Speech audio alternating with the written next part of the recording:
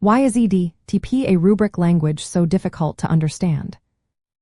Have you ever looked at the EdTPA rubric and wondered why it feels like reading a foreign language? You're not alone. Many teacher candidates find the wording confusing and hard to interpret. The reason is that the language used in these rubrics is very specialized. It is designed to describe complex teaching skills and student learning outcomes in a precise way. The rubrics include technical terms related to teaching, assessment, and subject-specific content.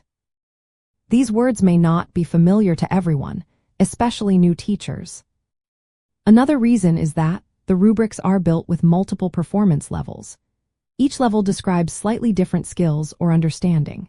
These levels are written with detailed descriptions that try to distinguish between mastery and emerging skills. Because of this layered structure, the language can seem complicated or overly detailed. It is meant to help scorers differentiate performance but can make it harder for candidates to understand what is expected.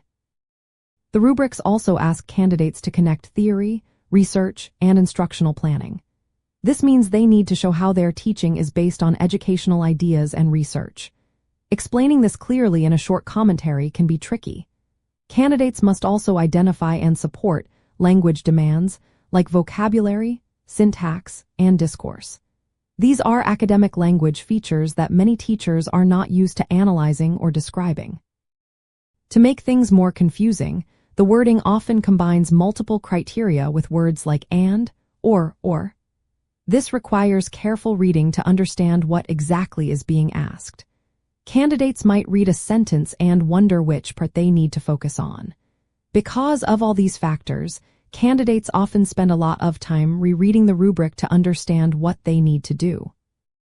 A helpful tip is to use resources like the Understanding Rubric Level Progressions documents. These break down each criterion with examples, making it clearer what evidence is needed for each score. Teachers can guide candidates to focus on key terms in the rubrics and link their teaching decisions directly to those words. Breaking down the language into smaller parts and discussing each one can also help. Using sample lesson plans and commentaries that meet different rubric levels can show what successful responses look like. In the end, the complexity of EdTPA, a rubric language, comes from its detailed, multi-criteria approach.